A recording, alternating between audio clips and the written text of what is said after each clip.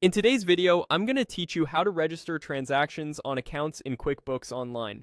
By the end, you'll feel confident entering an expense so it hits the right account and keeps your books accurate and up to date. First, head to QuickBooks Online in your web browser and sign in. From the dashboard, we'll move to the area designed for tracking what you spend. On the left navigation, click Expenses. This page shows your vendor list and prior expense activity, which makes it a great home base for recording outflows and reviewing what's already in the system. At the top right, click New Transaction. You'll see a menu with different transaction types.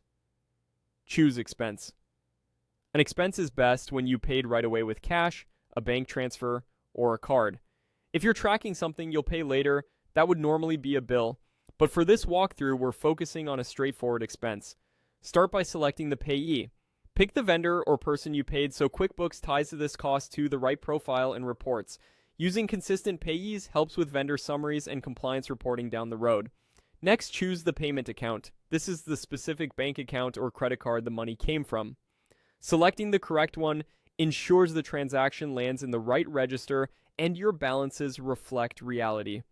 Take a moment to confirm the date aligns with your receipt or statement so reconciliation goes smoothly.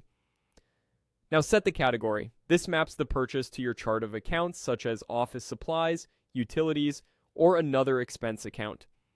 The category determines where the cost shows on your profit and loss, so choose the one that best describes what you bought. Keeping categories consistent month to month makes your reports clearer and budgeting more reliable. Enter a clear description. A short note like printer paper and toner or monthly internet service helps anyone reviewing later understand the purpose at a glance. Good descriptions make audits and month-end reviews faster. Type the amount you paid. If your purchase spans multiple purposes, you can split it across categories on separate lines, but for a simple entry, just enter the single total. Double-check currency, decimals, and any tax treatment that applies in your region so totals match your documentation. When everything looks right, click Save and Close. QuickBooks records the expense to the payment account and category you chose, and you'll return to the expenses list where you can see the new entry and confirm it posted correctly. That's it. Following this flow each time keeps your books accurate, simplifies reconciliations, and gives you trustworthy financial reports in QuickBooks Online.